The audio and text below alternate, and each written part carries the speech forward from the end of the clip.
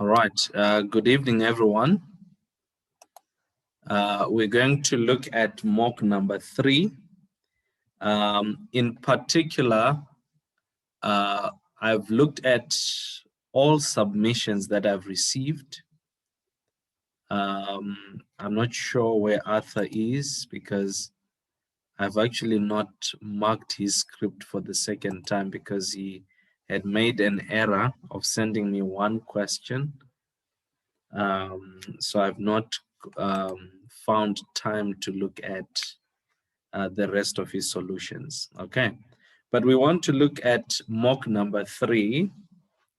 Then I would want you guys to submit mock number 4 because I'm having a session with you again tomorrow. Then I'll leave Thursday to yourselves. Okay. So if possible, you can look at mock number 4 and mock number 5 between tonight and tomorrow. Those are 6 hours of writing time, so I'm sure you can manage. Then we can just go through how to answer those questions, looking at the other points, at the points that you need to raise. And in particular, this mock exam, I was quite unhappy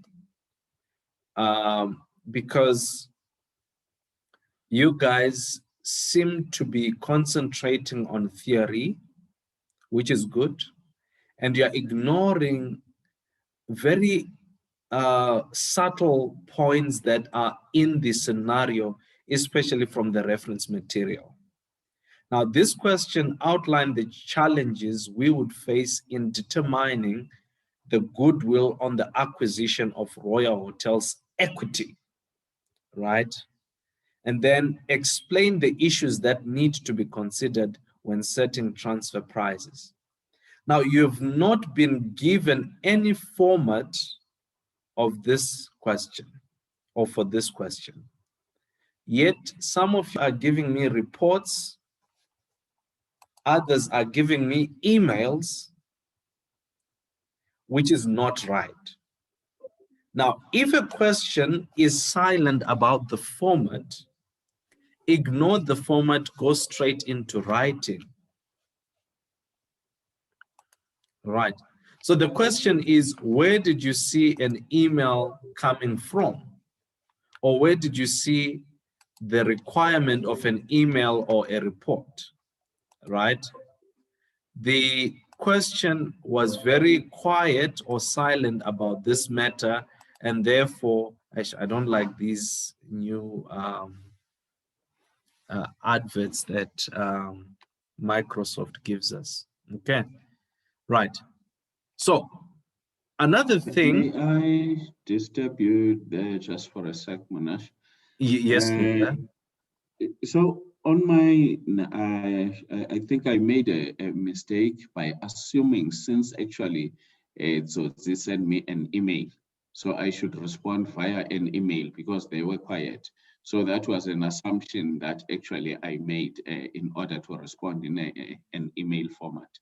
Okay, thank you so much. Now, what they have done in the exam is they've taken away these formats. The 2015 syllabus, the one that I did, they gave much emphasis on the formats. But the 2019 syllabus, the one that you guys are doing, does not have specific formats, right? Whatever response, they will give you the response ready. If it's an email, it means they're going to put from to subject for you. And you will just type. Okay. And therefore, format is one thing that you do not need to concern yourselves with anymore. All right. So this question, the other thing that I see you guys making an error on is if you have these two subtasks, you are separating them. The only thing that's supposed to separate these is a subheading. or are subheadings. Okay. Then outline the challenges we would face in determining the goodwill on the acquisition of Royal Hotels equity. I'm happy with the points that you made from a theoretical point of view. You discussed what goodwill is, right? Which by definition is the value attached to an entity's reputation, right? That is goodwill. The value attached to an entity's reputation. This is calculated as purchase consideration minus the net worth of the enterprise. Okay. So in this case, they're acquiring Royal Hotels equity, right? Now, if it's an acquisition like this, the first thing that would give us problems in the determination of the goodwill is the fact that Royal Hotel is a private company, right? Now, why this will give us a challenge is a private company's net worth is difficult or is a challenge to determine compared to a listed company's purchase net worth. Do we agree?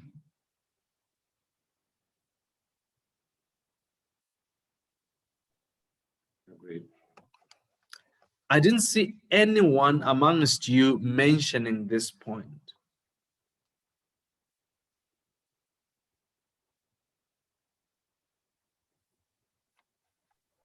Sorry, Prof. I think I did.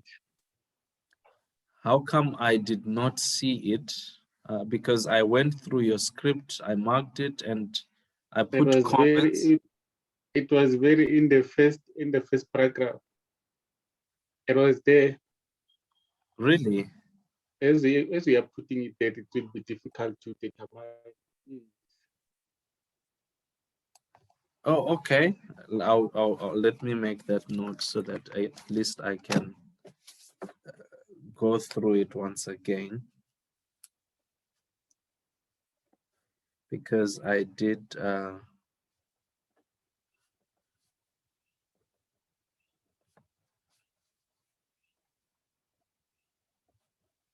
right. The second point, you see how you use the reference material. The second point is this is a different industry because this is luxurious small size hotels. So this is a different industry from what we are in. And therefore, it would therefore be quite a challenge to parallel the reputation that hotels or a hotel line has, because we do not have knowledge in that specific industry. Okay. Then the third issue is in several countries across the globe. Number one, the organization might have various levels of recognition in different countries, resulting in the complexity in the determination of its value in that particular jurisdiction. Then another challenge is the fact that there are currency issues and risks associated with currency exposures.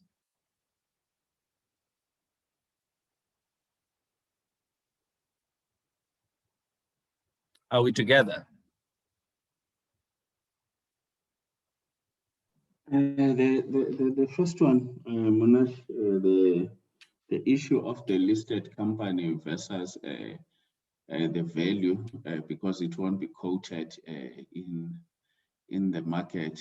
So I'm thinking, because the point there that will be relevant, I mentioned, I was looking at the fair value of the individual markets. I mean, fair value of the individual assets, that it won't have a market value, rather than looking at the whole company, the company as a whole. So I don't know, because I thought that will be applicable in valuing the minority stakeholder, shareholding, whereby we can use the fair value of the market capitalization or so forth. Please assist me there. Oh, okay. When we are making use, when valuing equity, right, regardless of whether it's minority or majority shareholding, right, we use the net worth normally based on market values, right? If such information is readily available, right? If it's not, right, then we may have to use a proxy entity, right? Which is another thing that you guys should have actually thought of. I'm not sure if you answered, Linda. So the assumption is that if you break down those assets, the market value of those assets will be equal to the net worth of the company. Is it the right way that I'm looking at? What I'm trying to Well, we do not want to go into valuations, but what you are saying, yes, as an assumption, yes, at this level, we can look at it in that way. Okay. But when we now look at the strategic level, we now look at the various or the different valuation methods that can now be used to determining the value. Okay. Okay. Yes. Thanks so much. Thanks. My pleasure. But do you see how many points we've raised within the very first 3 lines? 100%. Okay. So each hotels are located in famous tourist attractions. What do you think there?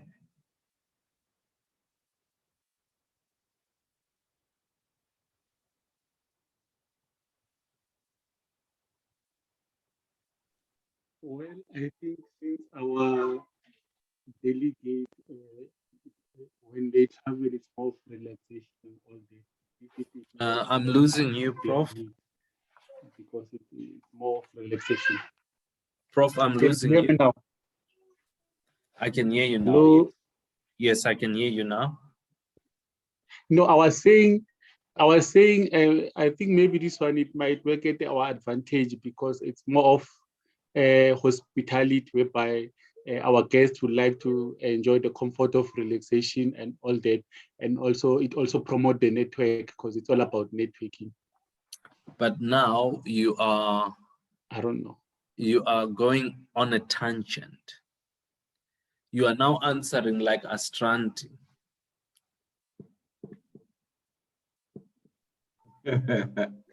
Right? Because as much as you may carry a point, but you haven't mentioned a point.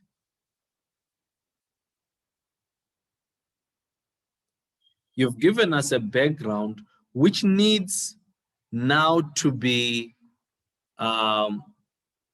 concluded by a point. So now what you need to further say, right, is this may result in synergistic benefits which may prove difficult to determine.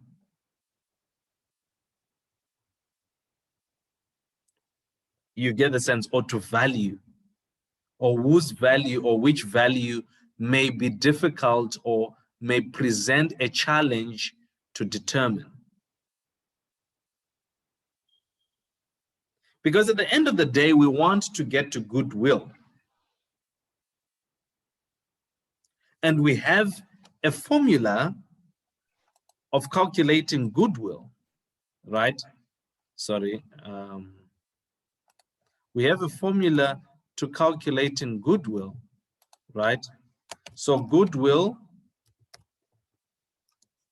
is equal to the purchase consideration, which is the asking price. You can use asking price minus the net worth of the entity.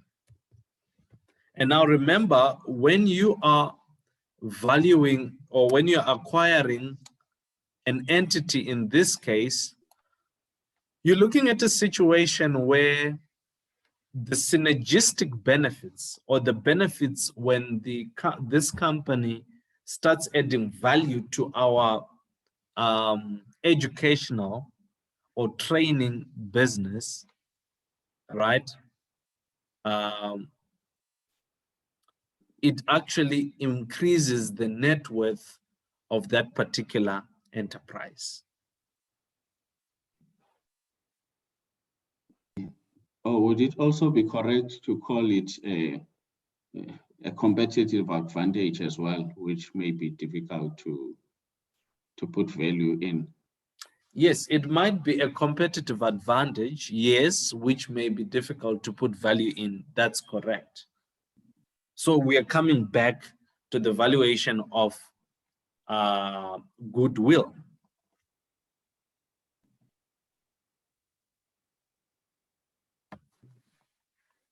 Also, we are being told that it has built a reputation for offering premium services.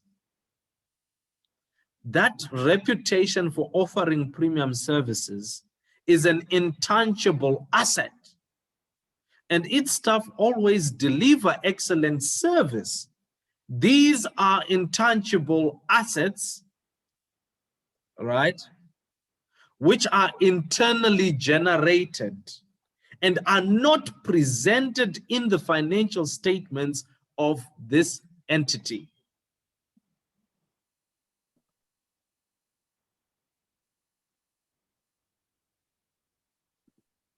All right. Who feels excited like I do? Well, I am. It reminds me of 6 capitals. Those things like ESG, the customer list, and all of that. Lovely. So it opens now the mind. And the thought process, right? Yes, it does. So as much as you guys did look at other things that are not here, the reference material guides you to raise so many points. How many points have we raised so far? By just merely looking at the reference material.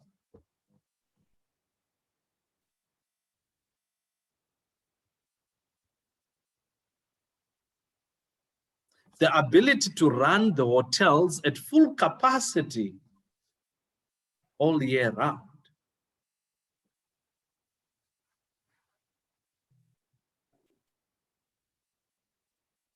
The hotels offer excellent conferencing facilities and accommodation for guests. So again, we are now thinking of a training business. This may actually result in a competitive advantage and more synergistic benefits between our entity, right, and Royal Hotel.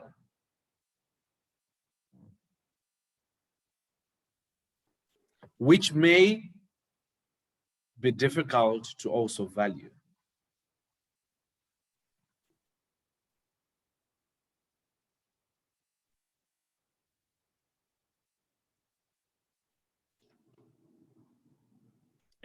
Any thoughts?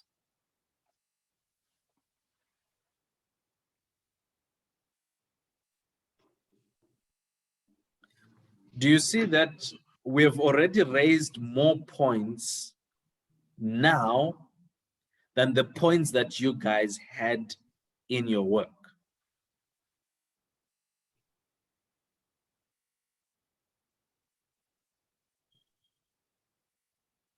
But yet you had this at your disposal. So, Sorry. yes, Prof. I wanted to say maybe our challenge is that we focus more on the pre-seen as opposed to the unseen. And maybe because this is what we know most, or we just browse through the unseen material. But now, as you are highlighting this, I see the importance of this unseen. The unseen material is very important. The unseen material, we can never overemphasize the importance of the unseen material.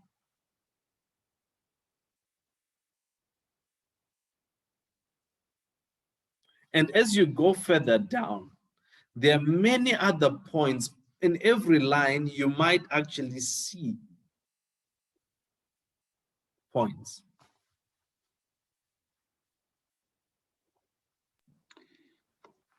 What I've seen just doing probably these mock under exam conditions, I think you need to practice and channel your mind into the way of answering. Remember, we've got very little time. Yes. And then it is important basically when you go to the required part of it, Yes. to really grasp and focus on what you need to discuss. Because the way I see, if you've got that mind when you are going to the reference material, if you have already channeled your mind that I'm going to be looking for these intangible assets, so your definition of a goodwill will be very important, because you will actually know that they are looking for the goodwill. You actually analyze your definition quickly. And then Yes. when you're going to the reference material, you know what actually you are looking for. So that's it will assist us, actually, maybe me, to save time, and then to look for the right actually items that are going to be applicable to that to this scenario. Thank you. Thank you, Linda. Are you guys planning your work like I advised or recommended you to do? Because if you are planning, right, then you will not fail, because you'll be taking these points and scribbling, scribbling them down or jotting them down so that you can actually use that or this knowledge, right? Or those points that you would have highlighted to now type. So as I have said on my side, what I was struggling with was to read and plan that first 15 minutes, as I will be having 45 minutes. So it was actually between reading and then planning. So now I can see where my shortfalls are. And then when I attempt a further mock exams, I will be looking at this. And then my plan was to go back to the other ones, the other first two, and actually look at my mistakes, because those ones I was really not doing them under exam conditions, but the thought process is the same. So I will be sharpening my pencil when it comes to that, because I see the importance of planning and the role, the crucial role it has in my success in terms of this exam. All right, thank you so much. Any other thoughts, comments?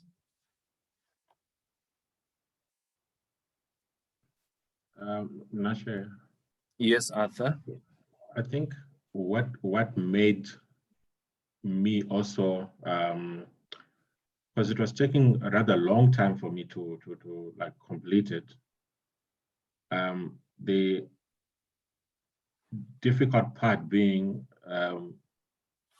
I was more focused on the pre-seen and not the unseen. Oh, I see. So same And I mistake think, as of Prof. yes, so I can see exactly, like you make it look like it's easy, or rather the way you are generating points is actually easy because the information is right here. You just need to know, like for instance, if you're talking about goodwill, are you able to define it first so that you can pick up the relevant points Yes, from yes, the yes. Correct. yeah. Okay. Thank you so much. Yeah, I think I agree with the guys. I made the same mistake as well. But what I needed to find out is I'm writing at the exam center. What's the conditions like? Will they give us any? I see that there's no material. We're not allowed to take any watches, cell phones, or anything. Is there anything we can write on to put our points to plan our answers? Yeah, they will give you, if it's an exam center, they will give you. It would be rather unfortunate if you're writing an online exam, which is home-based. Then there are sticker notes, electronic sticker notes that you can use. Right? Okay. Yes. However, if you're writing at a venue, they will give you a hard copy soft board where you can write all your points on. Okay. Yeah. Yeah, I think we need to plan our time better because we you keep on looking at the clock counting down. So you're trying to plan how quickly you need to answer this question with getting right to the end of the question at the same time. Yeah, I think use that 15, 30 minutes, the 5, 10, 30 minutes program that I gave you. 5 minutes to read, because you can read all this in 5 minutes, right? From this part to this part, right? And as you plan, you looking at this reference material as well as the theory that you have in your mind and the pre-seen material. So you need a combination of theory, reference material, and pre-seen material, then you can easily plan.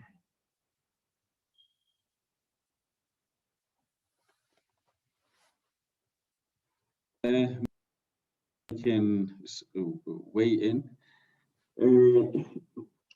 What I've seen, the pre-seen material, it does help. It's got a part, but you need to balance because it gives you the understanding of the company and the industry.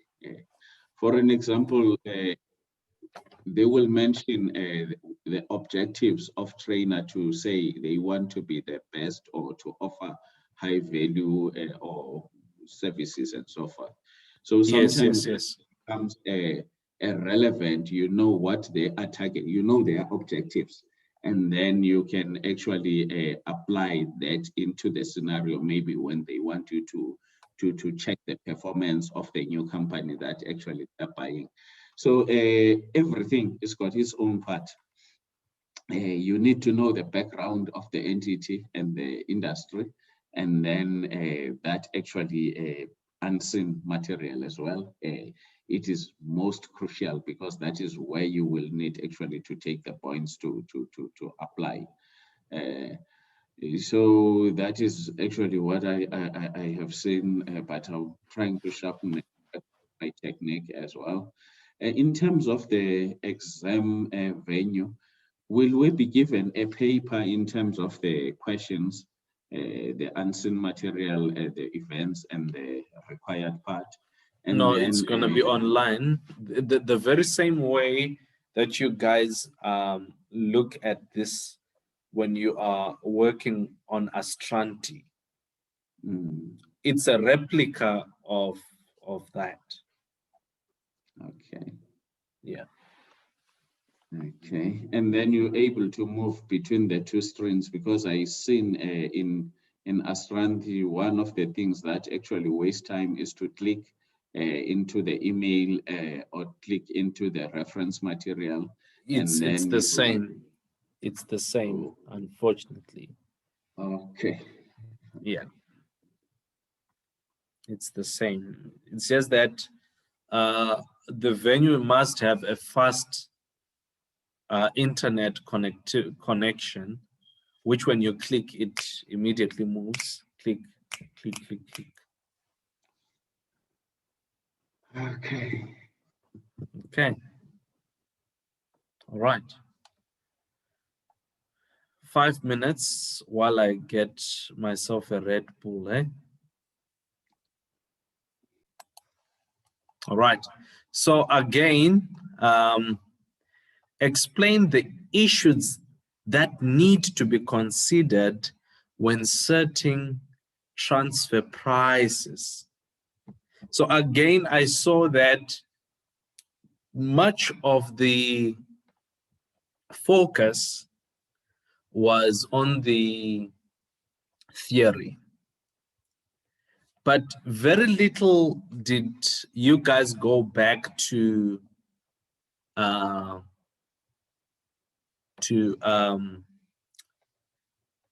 reference material. Firstly, when setting a transfer price, we need to consider that Royal Hotel offers luxurious services. That is a factor to consider when setting up a transfer price. Because we're looking at a situation where Royal Hotel is going to offer services to trainer. All right. And therefore, the transfer price must consider the fact that the service that comes from Royal Hotel is premium. Now, the question only requires you to explain. And therefore, in your explanation, once you give that point, you give a therefore. The transfer price will be high.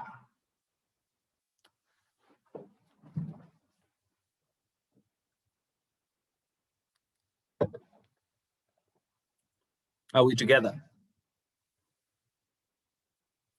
The transfer price will then have to consider exchange rates.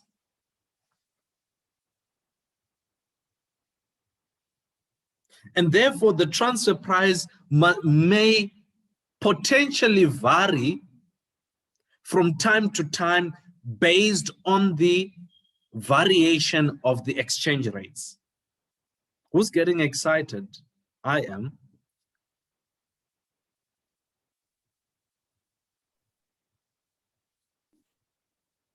Make it seem easy. Thank you.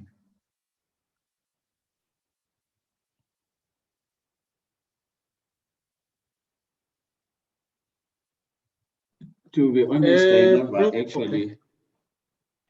You Okay, may I'll go come ahead. after you. Okay. Okay. No, I was saying when you're talking, I thought of the foreign prices, but then when I look at the currency, I felt we are using the same currency because we are using NS dollar. They are also using NS dollar. So I hypothetically assumed we are in the same, we are most likely to be in the same country.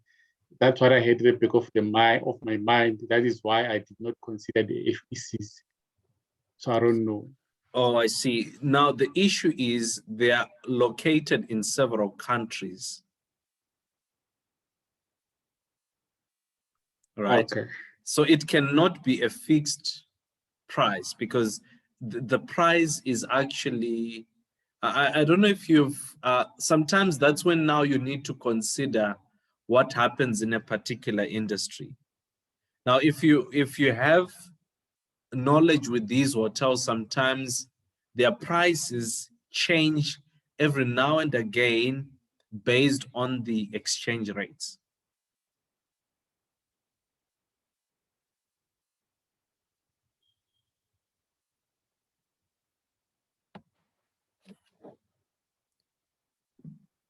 I think on my side, I went a very high level in terms of the response to the question.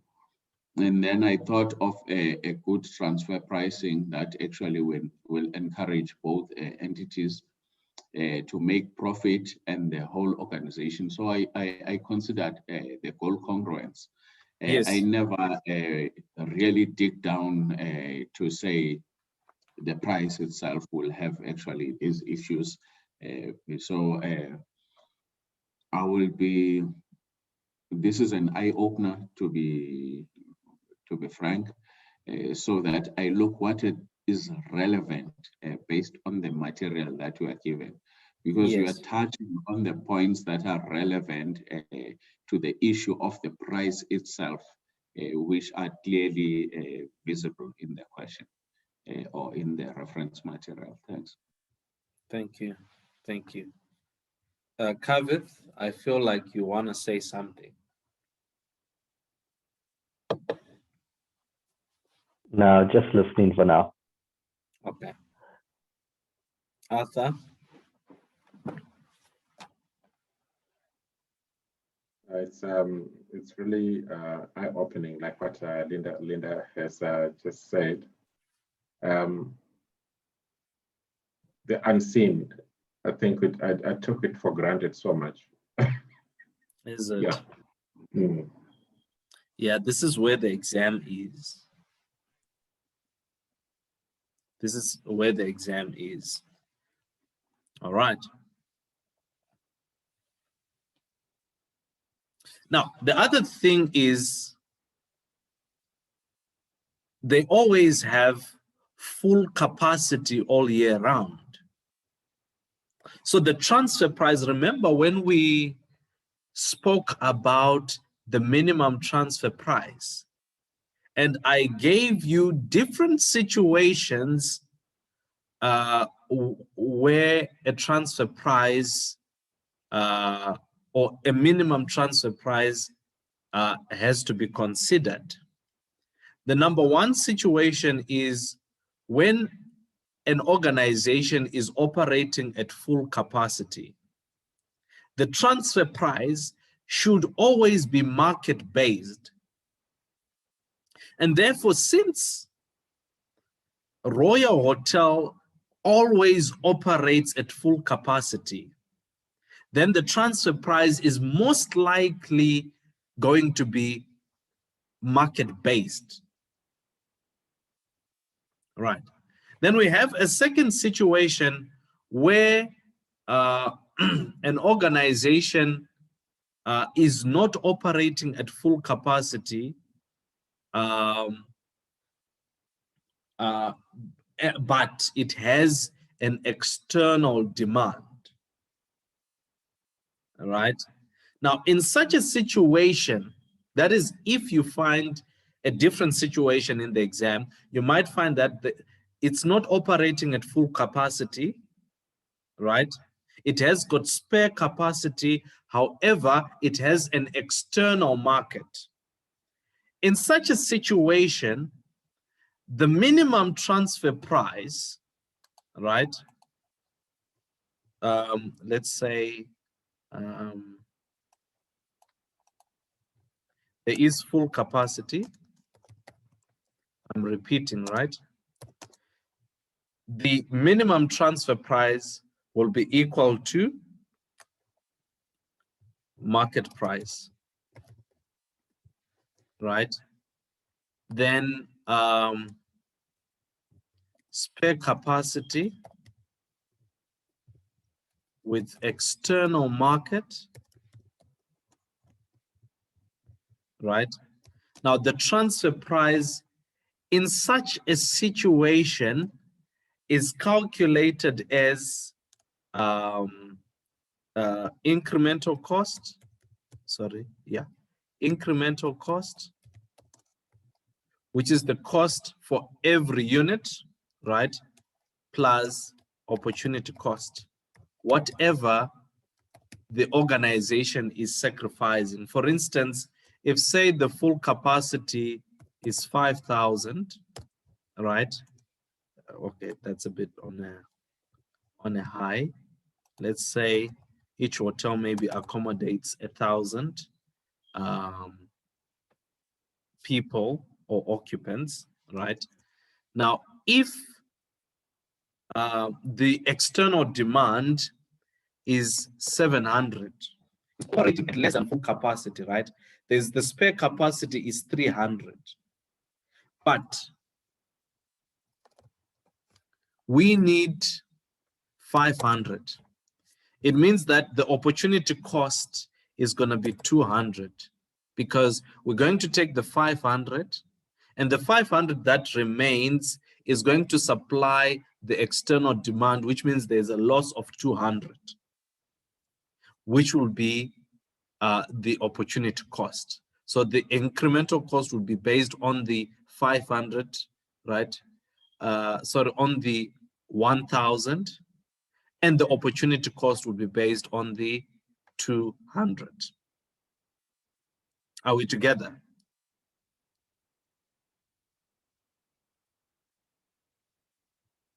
Hello? Yes, sir. Okay, thank you. So we then have a situation whereby the company has no external demand, right? It will only be incremental cost. There's no opportunity cost, because whatever we have is being transferred to the other department. Okay, so in this instance, we have to consider that our company here is operating at full capacity all year round. And therefore, because of this, the transfer price is likely to be equivalent to the market price.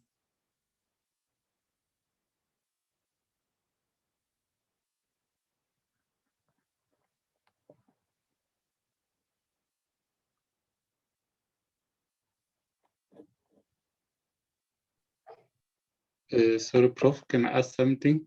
Yes, please. I'm not sure if it's the same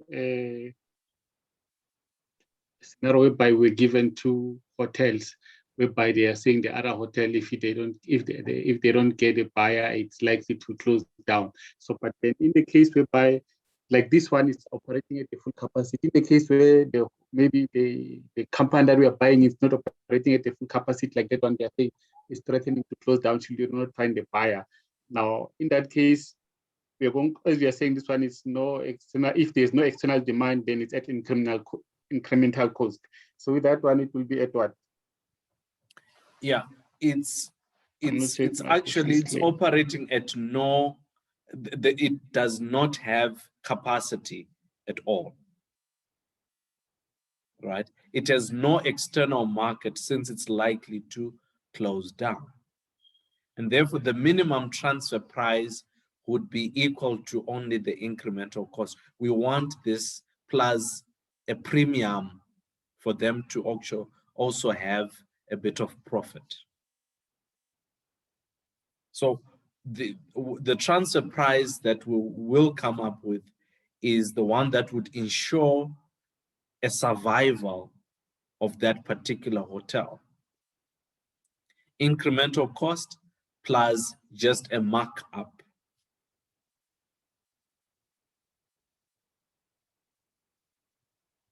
Okay, I had actually a similar thought or question when you were saying that it will be incremental cost. So I thought it was going to be just a cost center, and then I was asking myself what would motivate these managers then to. Now you have answered what I was thinking of, to say there will be a small premium, which is a markup, to keep them motivated.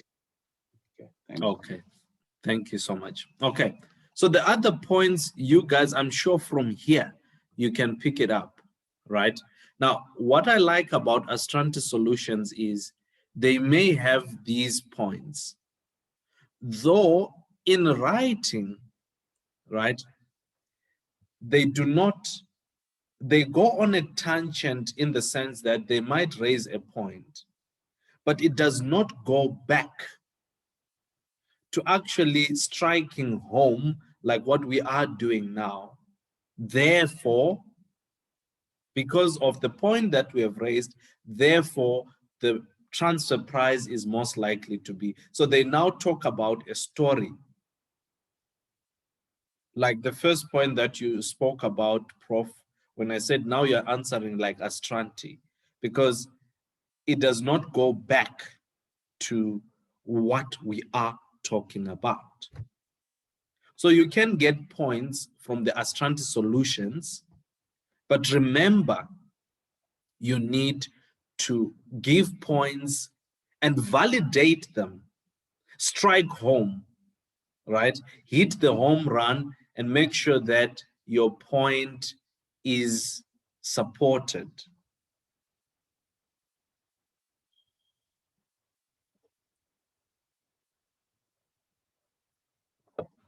Okay.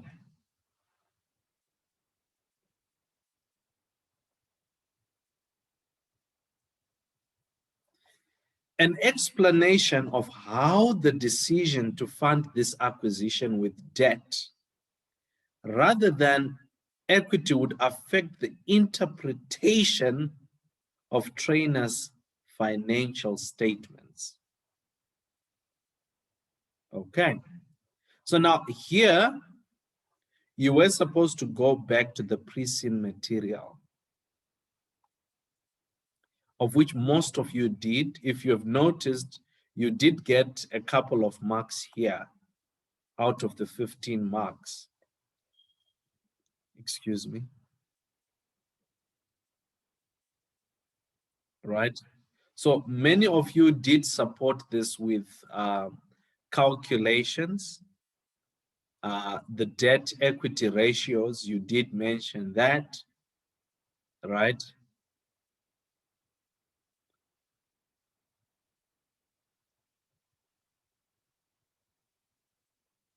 Okay. And there was nothing from the reference material, right, that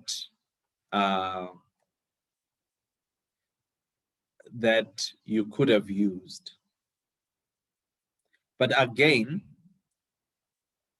there's something that I saw that you did not consider, many of you, right? And what you did not consider was the basic accounting equation, that when you raise or when you acquire an entity, there's an increase in assets, right? And it also results in an increase in the liability,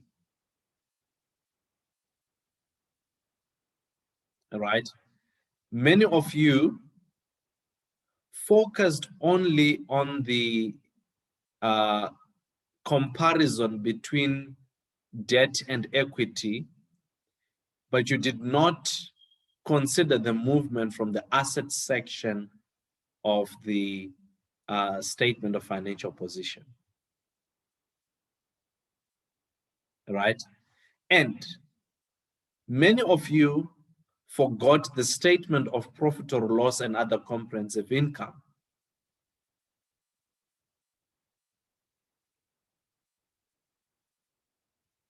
Now, because this question did not say at this point in time but it just said how it would affect the interpretation of trainers' financial statements.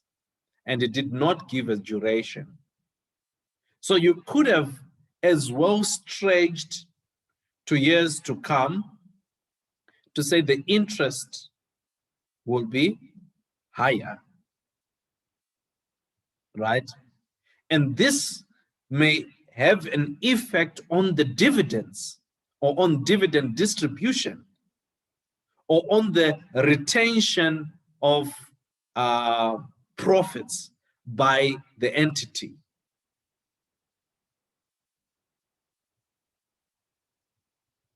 Do you see how many points you could have raised?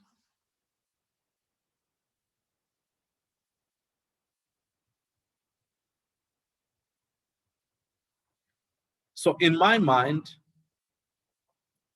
and based on the question, you really need to think what the question is requiring and not to create your own question based on what you think. You limit yourselves simply because you want to think of now without really looking at what the question is actually asking you to do.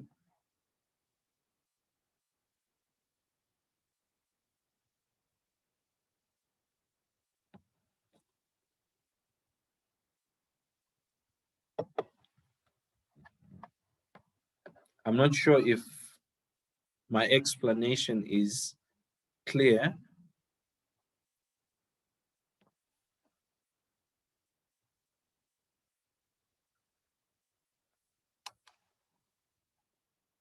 Anyone? Everyone is quiet. Lawrence, what do you think?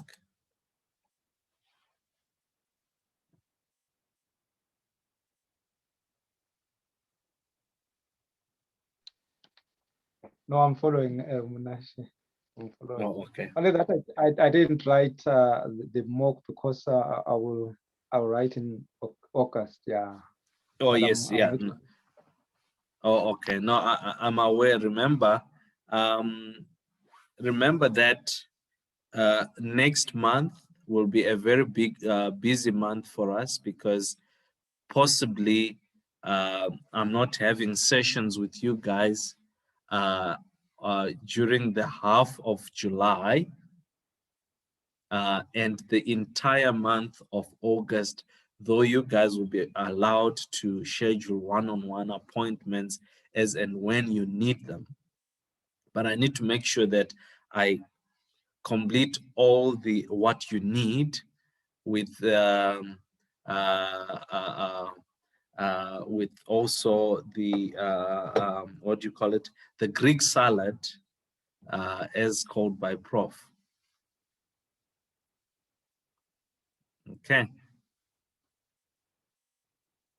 Okay, Munashi. Okay. All right. Now, let's go to the next question. I'm not sure if there's anyone who wants to comment on this particular part of the question.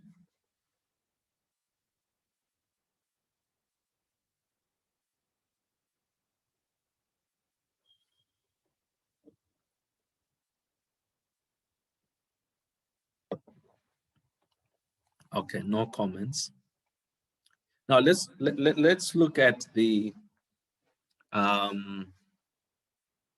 second part.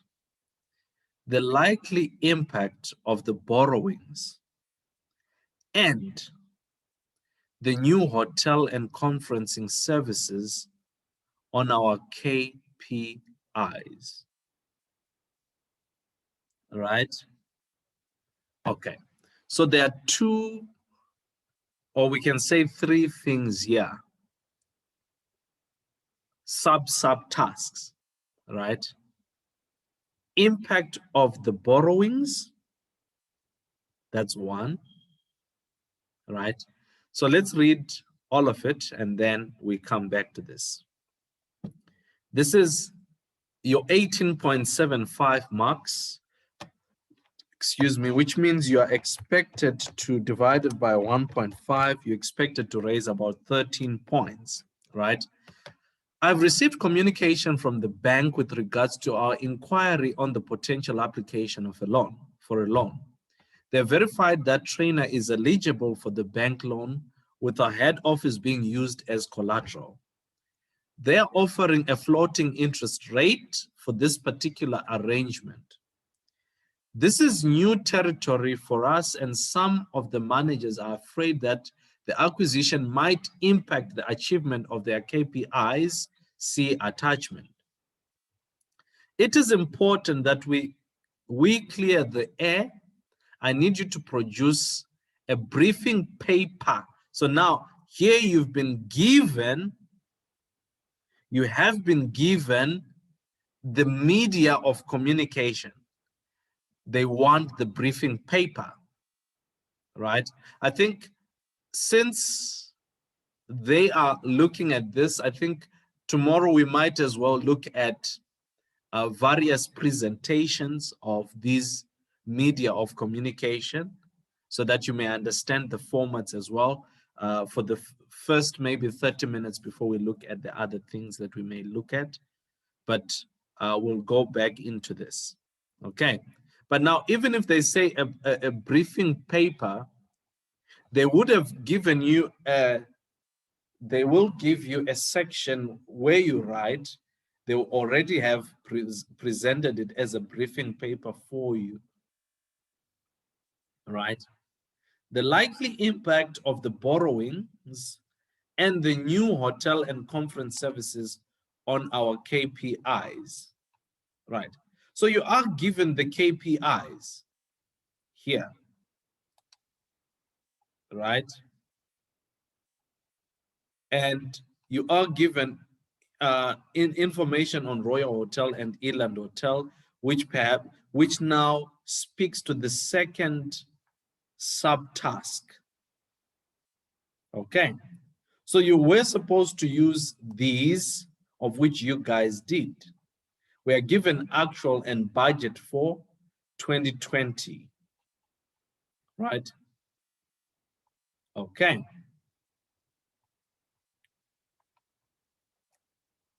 So again, the application was rather there, and many of you did perform well on this particular type of question. But the one thing that I saw is you did not put subheadings for borrowings, then new hotel, then conferencing, to separate the points. Borrowings, how does borrowings affect the average length of the course as a KPI? How does the borrowing affect the cost uptake, operating profit margin, return on capital employed, and delegate cost rating? All right. So many of the points were there, but again, I did not see proper application to that note. Okay, though I think everyone performed well when it comes to this question. Is there anyone that did not perform well?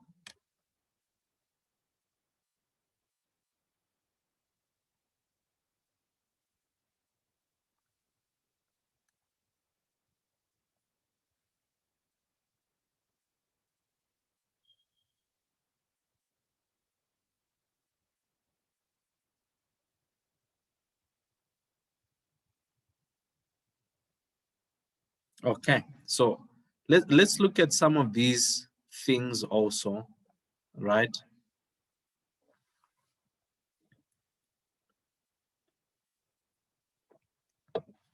Right. Now let's look at the borrowings.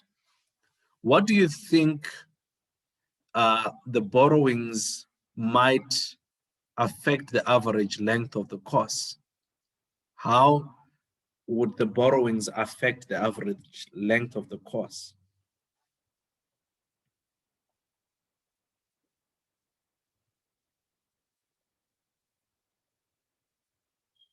I did see some good points there. Any thoughts?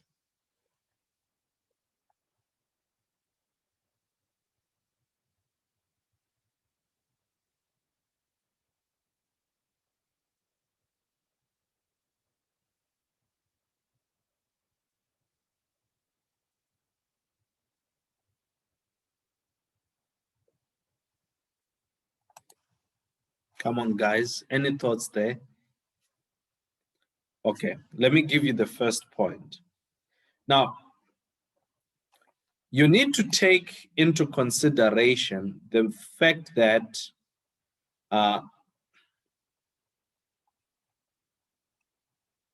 it's a build up, right, from task 1 to task 2. And since it's a build up, we're saying that we've borrowed funds. I'm just giving you a background now, right? We're saying that we've borrowed funds, right, in order to invest in the hotel. So now the hotel is ours, right? So it is most likely that the duration or the average length of the course, right? Because we did not own, remember previously, we did not own the facilities, but now we own the facilities. And therefore the average length of the course is most likely going to increase,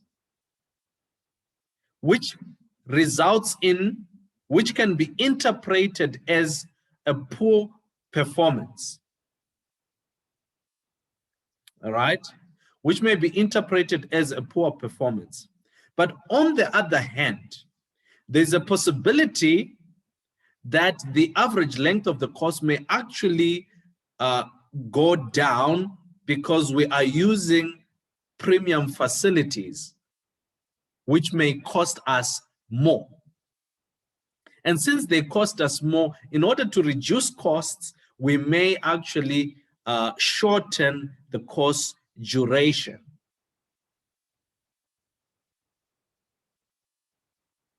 Are we together?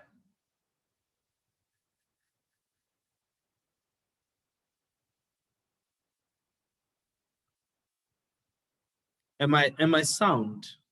You are quiet now. Is everybody sleeping? I see it's almost 10. No, we are still here. Oh, okay. Am I making sense? It makes sense if we're controlling our costs. If one of the objectives is to control our costs, therefore we will be looking at taking less time to present this cost because it will be costed the venue to the costs as you are. Yes, but on the other hand, because remember there are two sides of this question, right? The question is saying the likely impact, which makes it a discussion. What is the likely impact?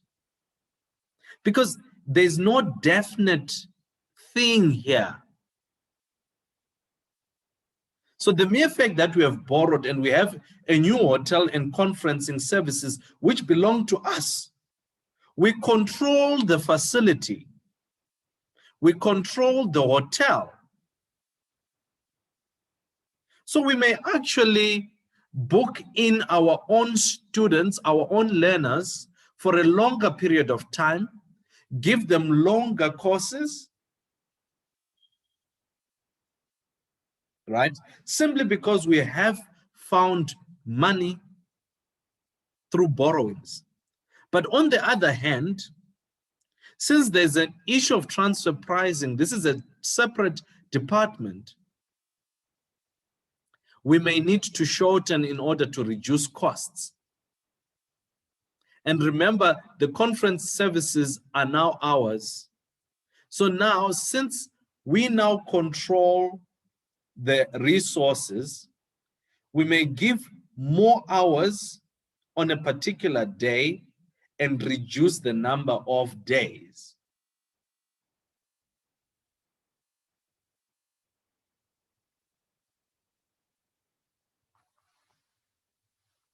Therefore, because this is a KPI, and in order for you to understand, you need, in order for you to have better interpretation, You need to understand when a KPI is positive or negative. So the average length of the course is favorable when it's lower. Do we agree? Yes, we do. Yes, because particular venues perhaps previously would have 4 hours open for us per day, resulting in us using the 12 hours over 3 days.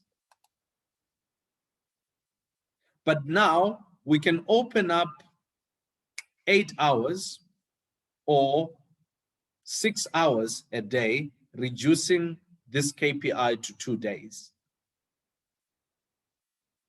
Course uptake. The course uptake might likely increase because our pricing is most likely going to drop since this is our own facility or our own facilities. And therefore, there's a possibility that the course uptake will increase. Most likely also the course uptake may increase simply because we are now operating at better premium facilities where a lot of executives might need to be associated with.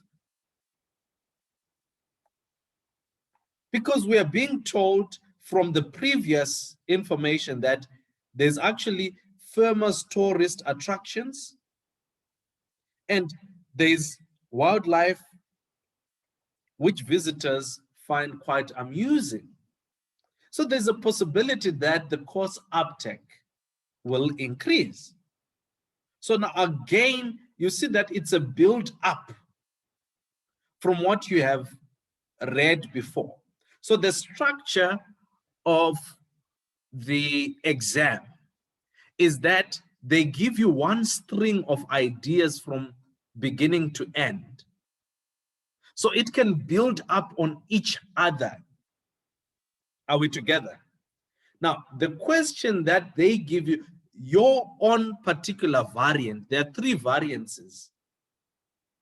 So if they give you one variant, or if they give you a particular variant, that variant is a build up from the first question to the second, to the third, and to the fourth. So you are permitted to actually take up what you have read in the first task to extrapolate it to the second, to the third, and to the fourth, resulting in a better string of ideas.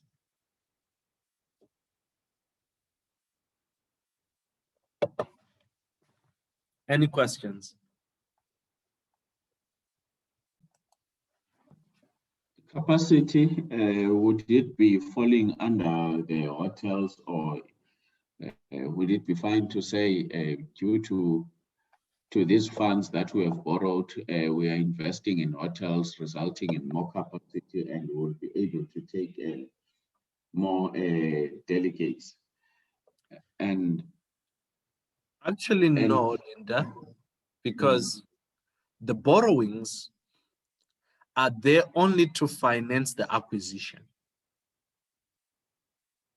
of a hotel of this company, which with hotels, sorry, with hotels, a company that you are acquiring. Royal It's got Hotel. hotels, Yes, yes. and then it's got actually more space for us to take more. Is it not so? Or my Yes, thoughts yes. are not. Okay. Okay, perhaps maybe I did not understand what you had said earlier on. What I had, or what I understood from what you said was we can acquire more hotels simply because now we own Royal Hotel, and therefore we may increase capacity. No. I'm saying acquiring Royal Hotel gives us more capacity. Yes, correct. Yes. And also, I was thinking from the first one as well, to say, even if we are reducing the length of the courses, we are creating more capacity, basically. Because if we take 3 days or 2 days, in the average length of a course, we can be able to take to have more courses Yes. and more people as well. Yes, correct.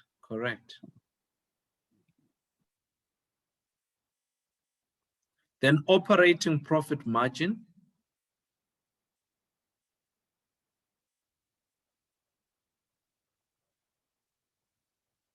This is in twofold: increased revenue as a result of more intakes.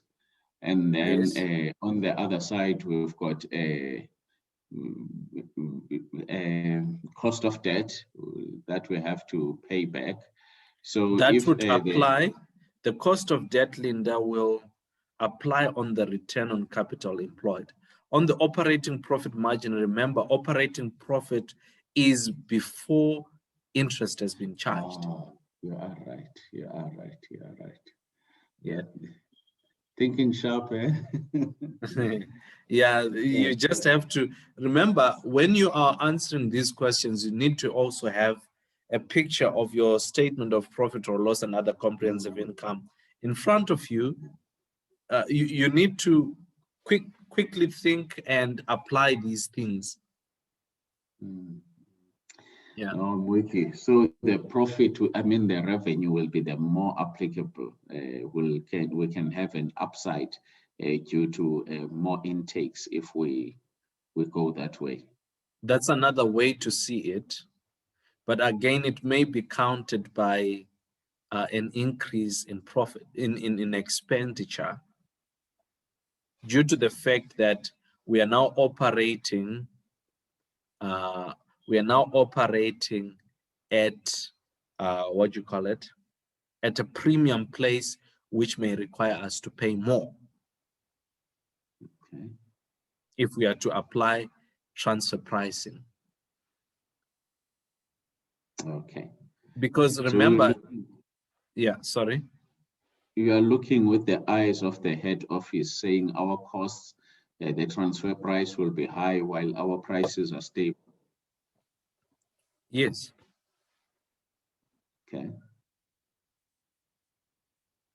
And remember, like what I said, likely impact.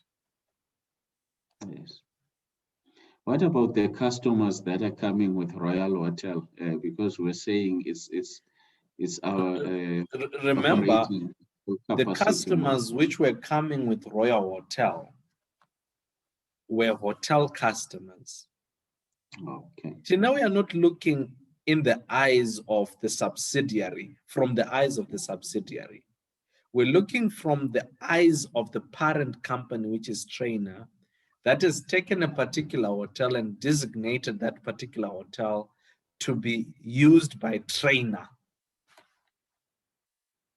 So we might have other hotel guests, but those hotel guests must not affect the operations of Trainer. Trainer is being viewed as an independent institution in this particular instance. Okay, thanks, Munash. My pleasure.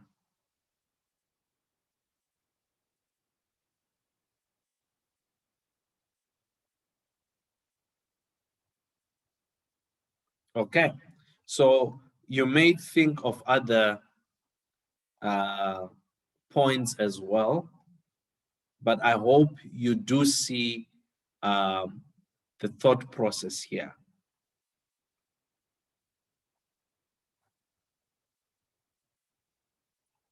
Then this part was fine because people spoke of capital investment appraisal, right?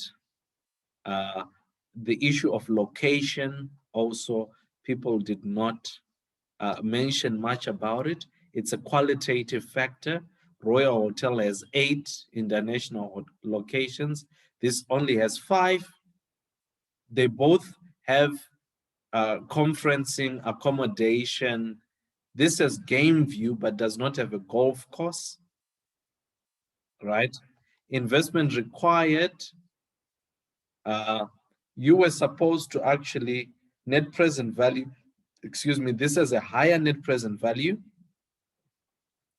This has a lower net present value. Lower internal rate of return, higher internal rate of return. So this one is better with a higher internal rate of return. Right? This one has a higher internal rate of return. This has got a shorter payback. This is a longer payback. Right? But at the end of the day, right, because you were required to actually choose the most appropriate, right? So the most appropriate becomes Royal Hotel simply because it has a higher net present value. Remember, the NPV is the one that has preeminence over any of these. And to be honest, most people enjoy game view to playing golf.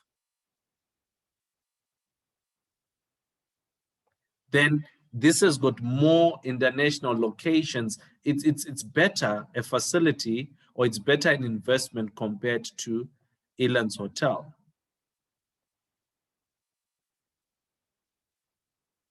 Though this is riskier. From a risk aspect, this is riskier than this one. Okay, I wanted to ask something. Yes, Prof.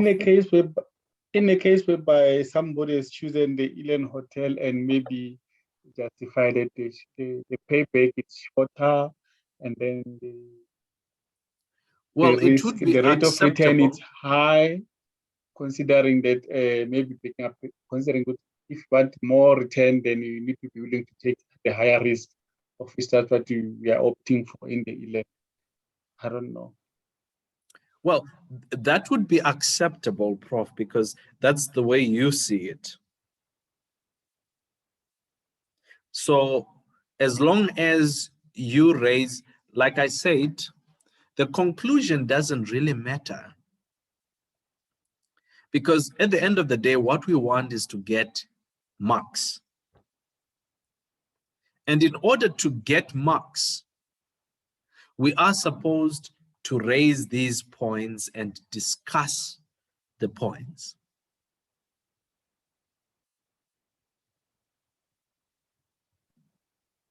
Okay, and then I think I'm not sure whether since I looked at the payback period, I think I should have looked at the life. I'm not sure of the projects, because I was saying, now let me use the annualized net present value, because the payback periods are not the same. And then if I've gone that way, you would have been missing at the point. Yes, you would have been. Simply Okay. because, remember, this is a lifetime investment. Okay. Right. So I should have looked at the life of the investments rather than the payback period, life of the project, basically. Yes, because in this case, you cannot determine the annualized payback period or equivalent annual income. It's not applicable.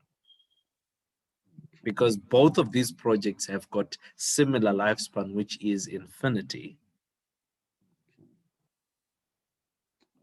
Thanks. Pleasure.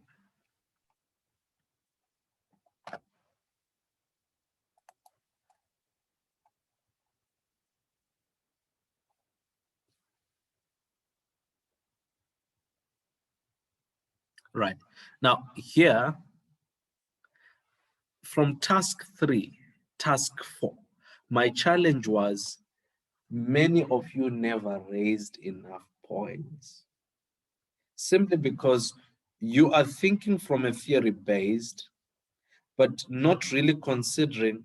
Here, of course, you did quote the reference material, but not in detail.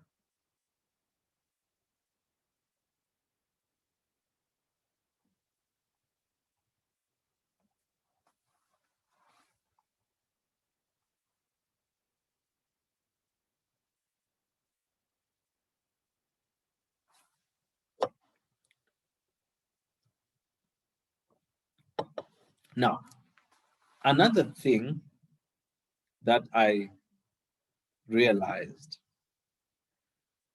when we said risk, now you were all focusing on the negative issues.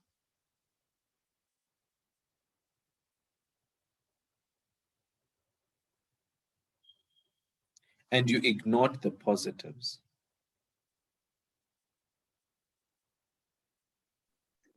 But Prof, the question says the various risks that are associated. Yes, a risk is the degree of variability from expectation. And we said there are upside risks and downside risks.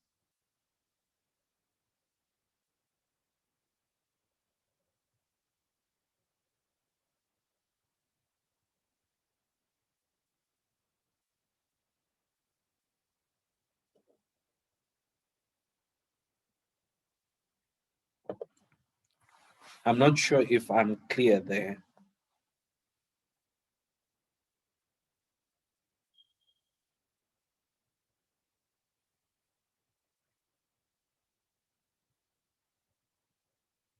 Arthur,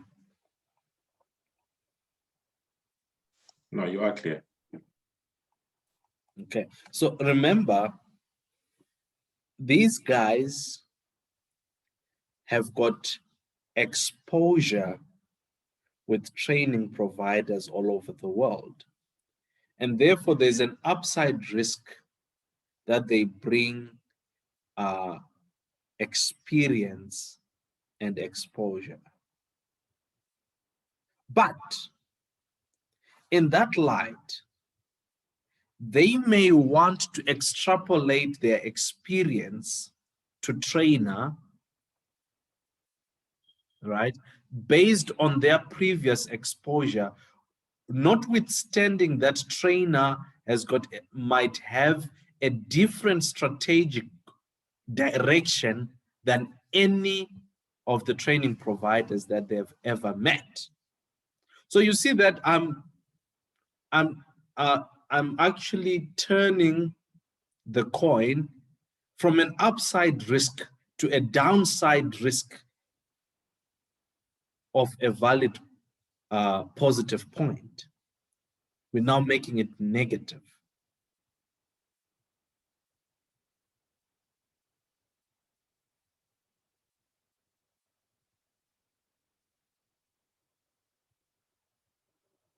Then there's also a risk that Stanley has got experience in the development of training courses, which may make it easier for them to replicate such courses for us. But again, there's a challenge that with the replication of such courses, it may actually not be suitable for us because we want to be unique. So they may actually extrapolate everything that they have prepared for, for other training institutions, or they may just copy and paste,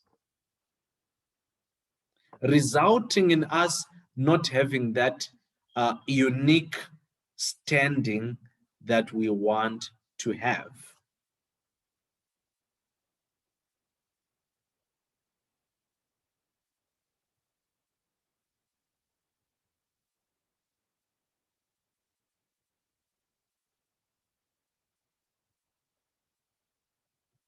then Stanley does not train the delegates themselves. What risk can we see there? So you see, before we even go to the terms of operation, we've already started working on the risks.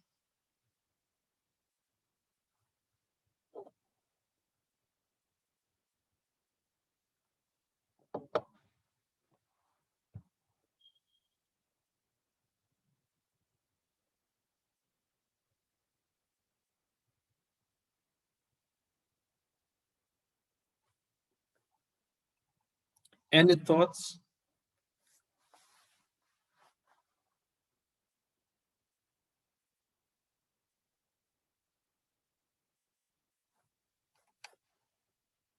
Today you guys are quiet.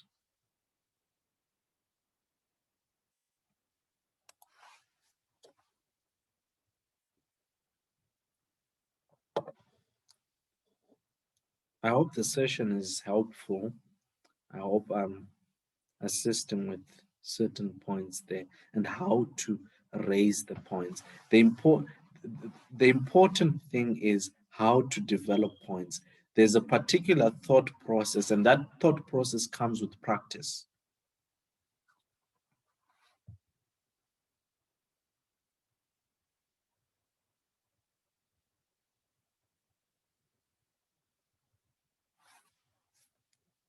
Okay, so you did have many of the other points.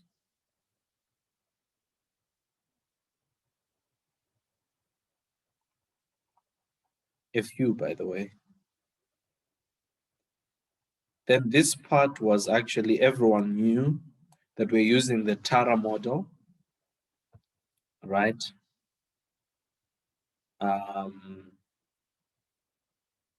Yeah, but now the Tara model was not well explained. Now, you were supposed to give us practical examples. If you say you're going to transfer risk or transfer the severity of the risk, what exactly are you talking about? What is risk transfer? How do you transfer that risk? Nobody spoke about, okay, I did see somebody spoke about insurance, but it was never properly applied.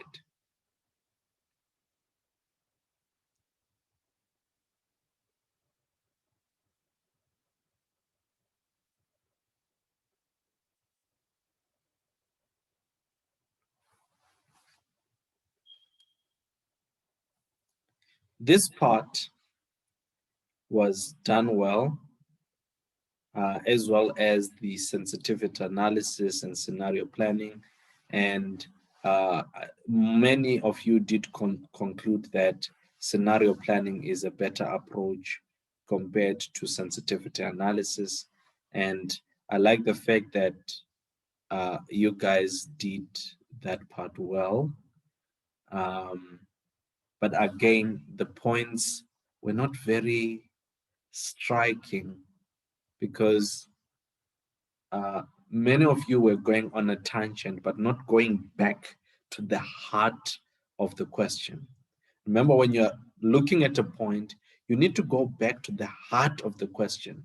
You say this, and therefore, based on what you have said, you give a form of a conclusion that strikes home.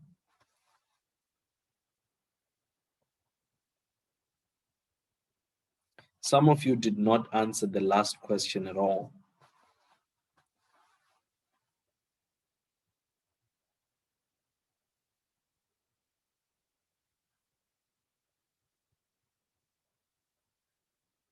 "15 marks, 2 sub tasks, use of the software, and use of NPV for evaluation purposes, why it would be difficult," right?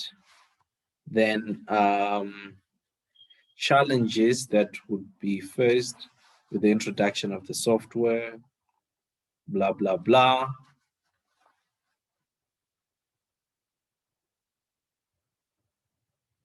litigation, right?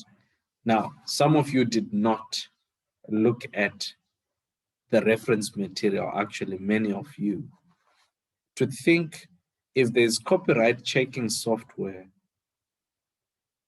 what challenges with looking at legal battles with many organizations there.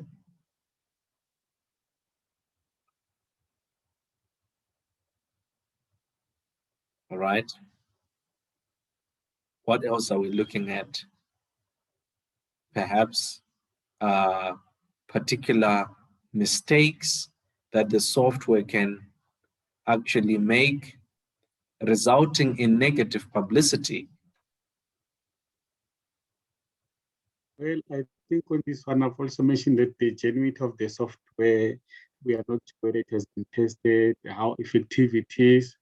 And then another thing, when you look at the pricing, they are saying where the type of courses that we are offering, they are also having it at the university. It's just that them, in us in trainer, we're offering it as a short course.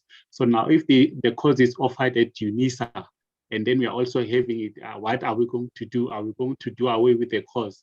So and this one, considering that it's a Wolfgang industry, it's low barrier, low orchestration, and all that. So anyone is likely to start a business. It's all about who's the biggest giant in the game. Yes, I did see that part. But the use of the reference material would have helped a lot.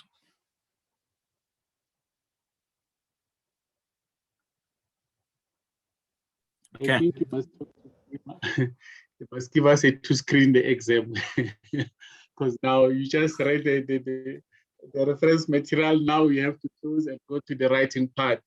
Basically, when you go there, you might find that you're also panicking. You don't see the point. You don't get to see the point. Okay, human interaction and. So yeah, those are the things that maybe yeah.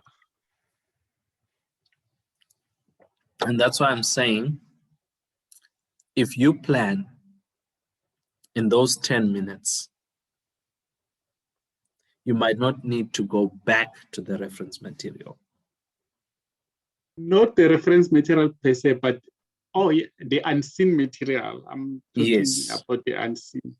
Yes, of which the reference material is part of the unseen material. So what happens is there will be 2 pages, the page with this part, the page with this part, the page with the pre-seen material, and then the 4th page where you write on.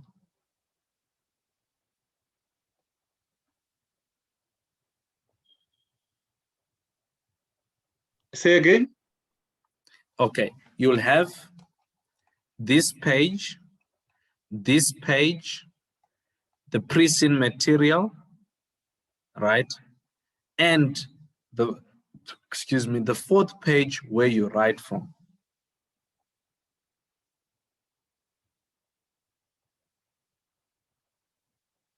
No, but normally you have to click up the far up right, far up left to get the unseen material. I'm not sure. Yes, you will have to click. You will have to click. That's why I'm saying they're separate pages, which you have to click to open a particular page. Sorry, which you have to open to. We are making it simple. Oh, okay. Okay. Okay. It's not simple at all. It's not simple. It's actually a boring task. It's actually a boring task. But one thing I've noticed is that sometimes we are likely to reproduce what is on the book. So I see the application, the emphasis on the application part. Because usually, maybe I think what we are doing, we need to explain. And another thing that I wanted to say is that since we have started, I noticed when we read the question, we just go straight to an answer. Because sometimes some will say, no, you need to look at the person who's asking the question. If it's a person from marketing, and then it's a finance question, you need to elaborate a bit. But then I see we are not really doing that. So I think maybe this is the approach that we need to adopt. This is the stance that we need to adopt, that we just go straight to the answer. I don't know. You see, what happens is there's a difference. Okay. The issue of the audience is important, and we can never overemphasize that issue. Now, remember, these are mock exams that have been designed by Astranti, all right, which is another institution like mine, right? But the difference that you must take note of is the way that CIMA might potentially test you from the Astranti way, in the sense that they might, in most cases, your work would be presented to the board. Of course, it's a senior manager who requires something from you, but it's going to be presented to the board. So you need to consider to whom you are addressing the issue, which in this case, they might not be showing you in their questioning, but remember that we looked at it and it's important.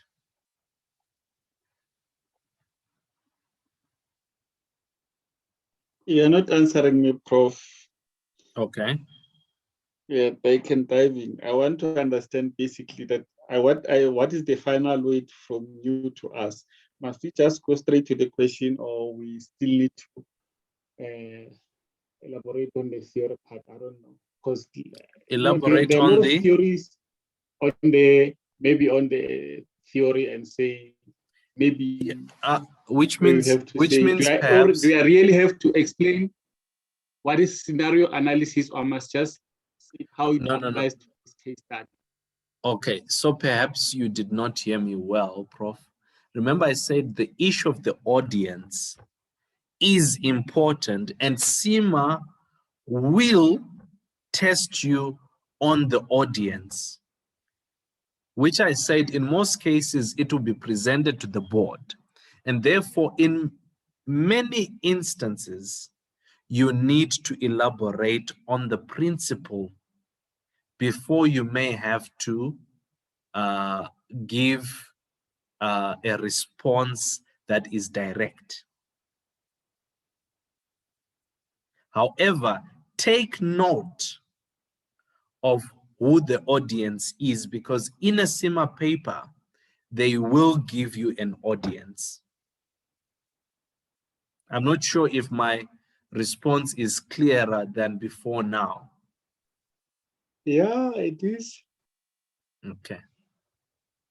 Please take note of that.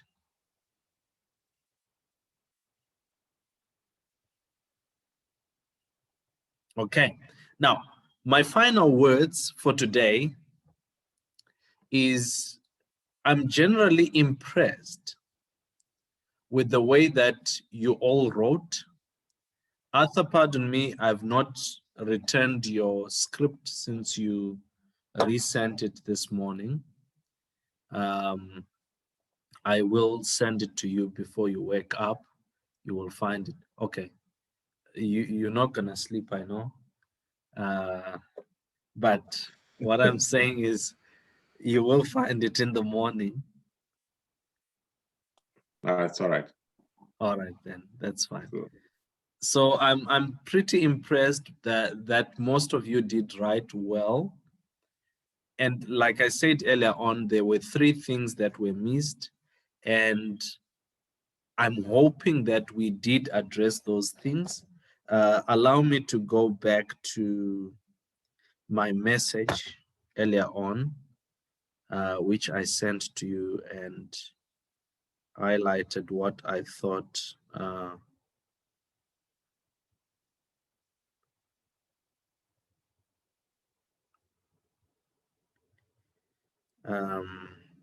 okay.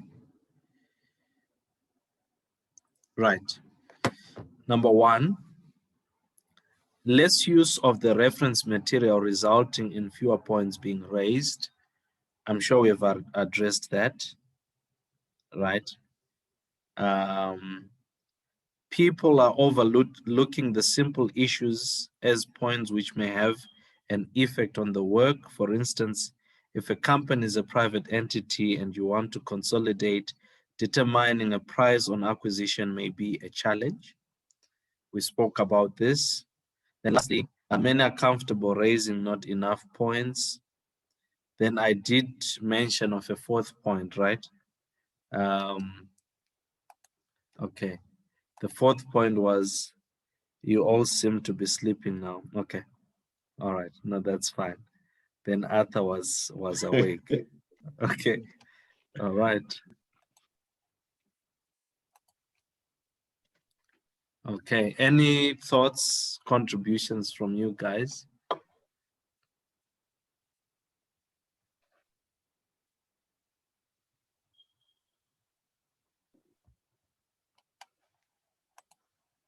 The first part of the question, like the event.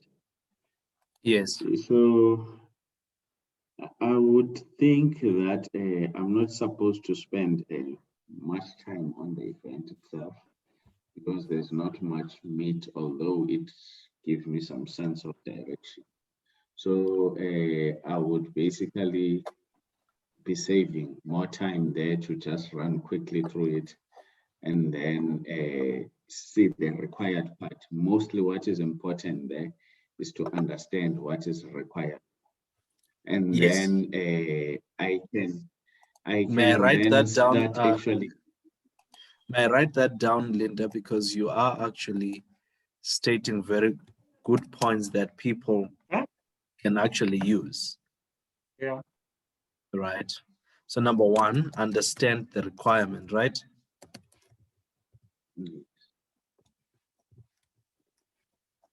Yes.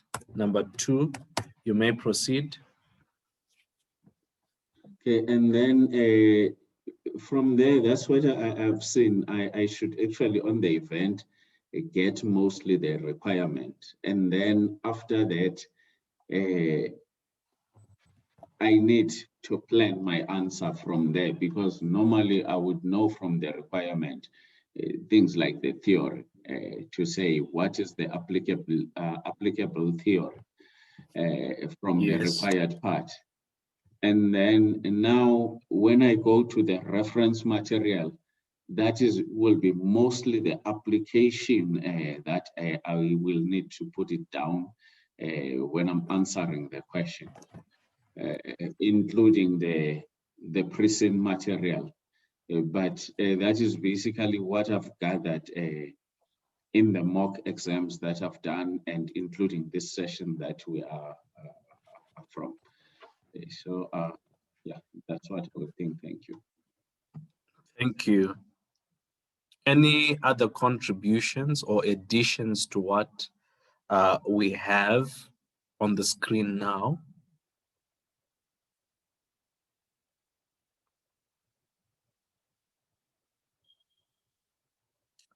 Any observations from what we are covering and possibly what you guys think may assist you and the other students?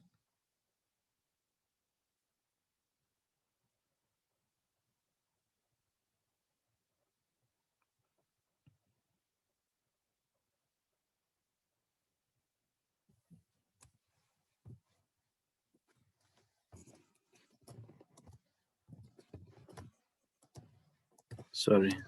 I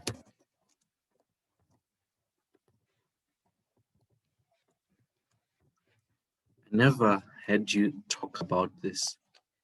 This is very important, and we can never overemphasize the issue of the verb or verbs. I think in every session, I've mentioned this.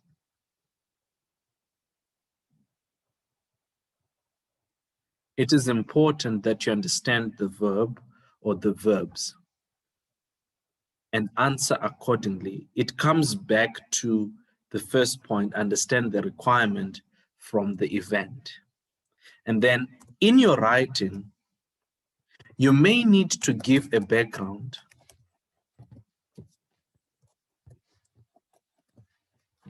That background is the first part of the event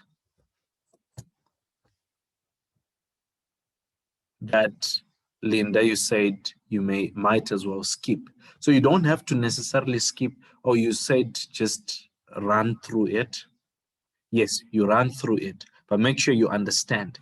And remember, active reading. Active reading.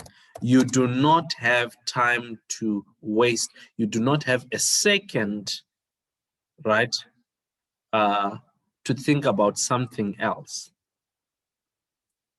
Forget all your challenges, forget all your troubles, and read actively.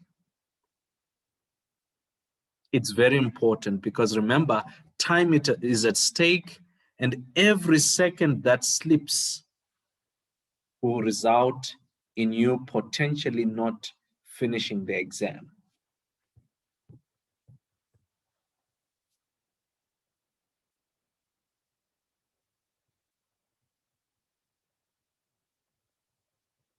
What's the last point that we can think of?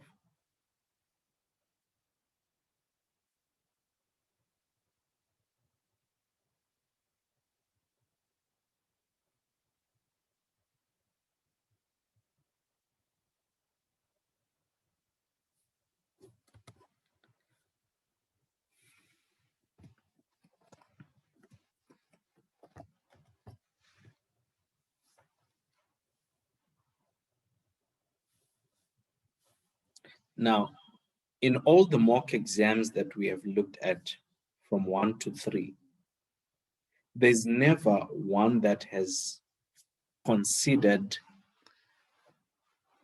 much of technology. But I can assure you that this is coming. And you need to think technology. All right. Any other thoughts, contributions, questions, or observations?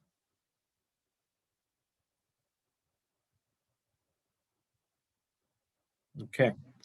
So we can call it a night. I'm also past my bedtime by almost 1.5 hours. All right, but I still have to wake up at 1 o'clock. Thank you so much for today's session. Enjoy your studying. Now, one thing that I can urge you, I know that you guys have got very good sleeping patterns. Some of you have got very good sleeping patterns. If you can sacrifice a few nights, I don't think it would be really a waste to actually revisit these mock exams and just look for what you need in the videos and use that. Or as you are taking notes, use that to actually thoroughly go through these mock exams. Because we're looking at 3 days, right? Or 2 days for you to write.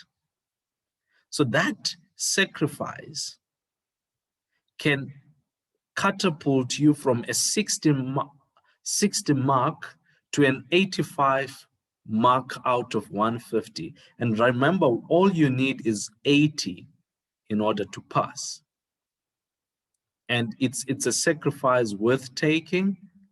And I suggest that if possible, do it.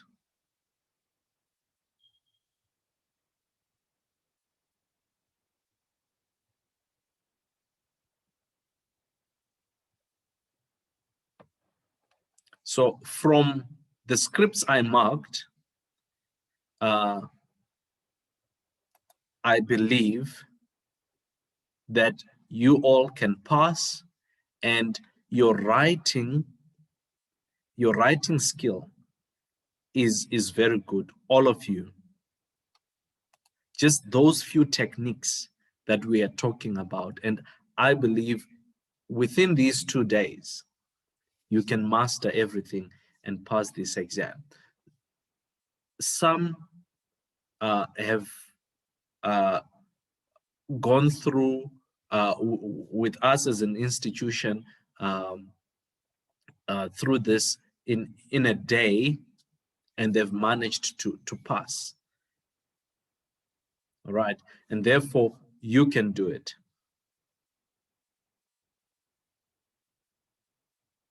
All right, so thank you once again, and may you be guided as you study, and have a nice evening. Okay, Thank you, Monash. Thanks, my Cody. pleasure. Good night, guys. All right. Bye. Bye.